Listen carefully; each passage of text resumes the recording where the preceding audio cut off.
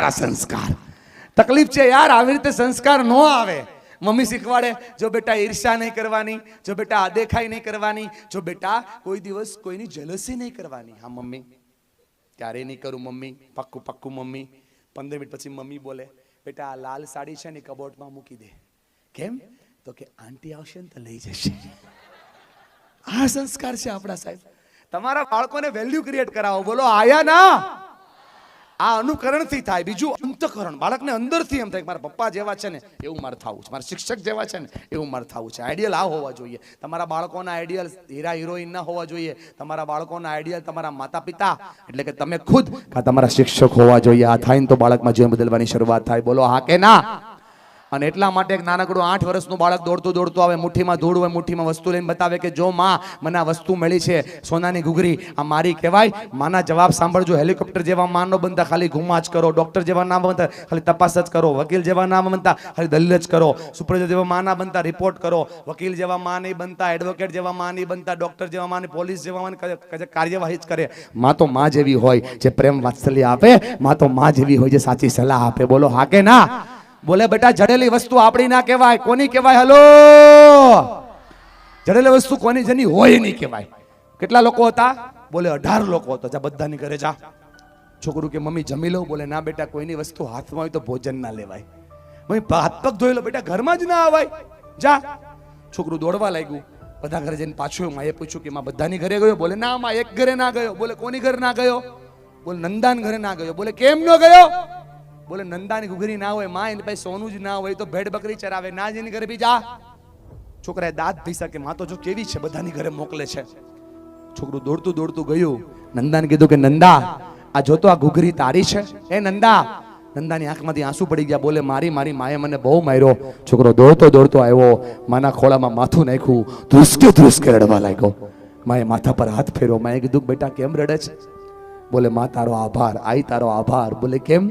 બોલે તે મને આ શીખવાડ્યું કે હકનું લઈએ શિવો અને હક વગરનું મૂકી દે શિવાજી. આ તાકાત છે માના સંસ્કારમાં સાહેબ. આ તાકાત છે. આમને નથી ગવાનું. ધણ ડુંગરા ડોલે શિવાજીની નિંદ્રું ના આવે. આ સંસ્કાર છે. તમારા બાળકોને બાળ હારડા બતાવો, એને વાર્તાઓ શીખવાડો. આ સંસ્કાર છે. બોલો હા કે ના. અને એટલા માટે કહું છું થોડો સમય તમારા બાળકોને આપો. હાથ ઉપર કરો. બોલો મારી હારે. બોલો શેરિંગ કરો. જોશથી બોલો શેરિંગ કરો, કેરિંગ કરો, ડેરિંગ કરો.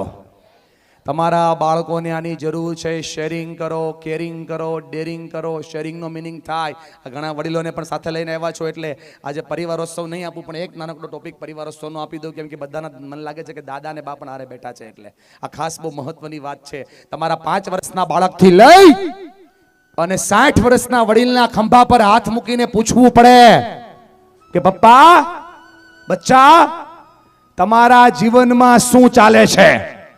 That is your sharing. માણસ જો ખુલી જાય ને દોસ્ત તો ક્યારે ખતમ ન થાય. જે ખુલી જાય ને ક્યારે ખલ્લાસ ન થાય. જે ખુલતા નથી ને ખતમ થાય છે. ને ખુલવાની ને ખીલવાની બે જ જગ્યા છે. એક માનો ખોળો, બીજો બાપનો ખભો. અને જો તમારા જેવા સારા શિક્ષક હોય તો શિક્ષકનો ધબો. આના સિવાય માણસ કોઈ ખુલી નથી શકતો અને આનાથી જ કામ થાય છે. જો કોઈની સામે દિલ ખોલતા શીખવાડી દેશો ને તમારા બાળકોને તો ડોક્ટર પાસે દિલ ખોલાવા નહીં જવું પડે સાહેબ.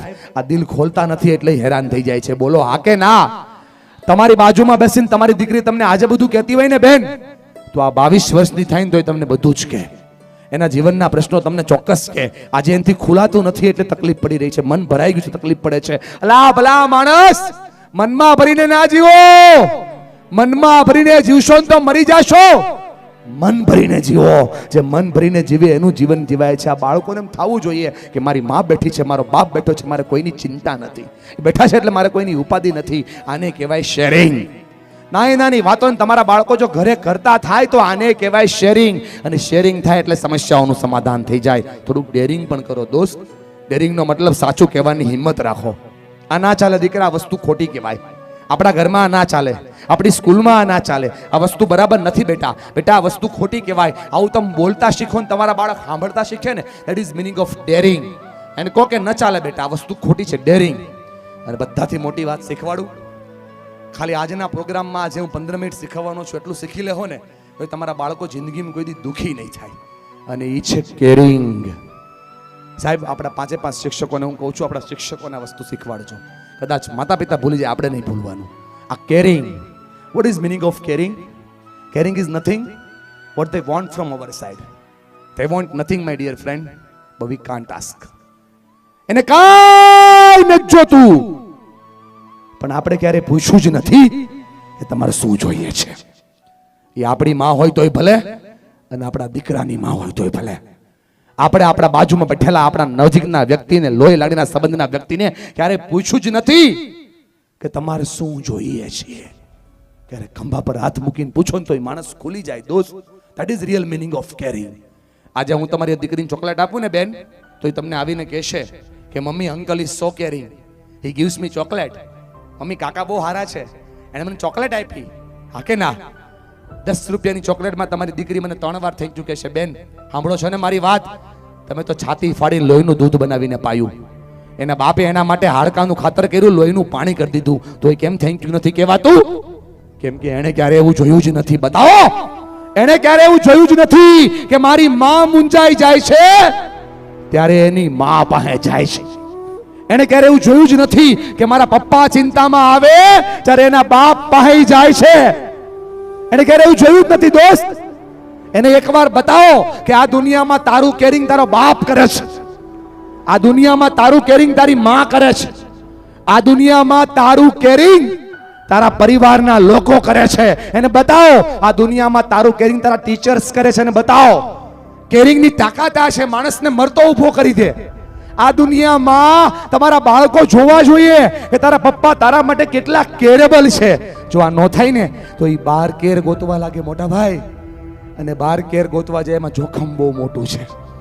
આ તમારા ચશ્માના પાળથી જે આંસુ પડે છે ને, સમજાવું છું એટલે કહું છું. દોસ્ત, આ તો બાળકમાં સમજાવી રહ્યું છું. તમારી ઘરે તમારી માં છે, તમારી ઘરે તમારો બાપ છે, જેને તમારા ખંભા પર હાથ મૂકવાની જરૂર છે. યાર, એ રાહ જોઈ રહ્યા છે કે અમારા સંતાનો અમારા ખંભા પર હાથ મૂકે ને. એ જો સમય ખંભા પર, તમારી સાસુના ખંભા પર હાથ મૂકો અને તમારી દીકરી જોવે ને બેન, તો તમારી દીકરીના દિલમાં તમારી ઇમેજ મોટી થઈ જાય કે મારી માં છે ને બહુ મહાન માં છે.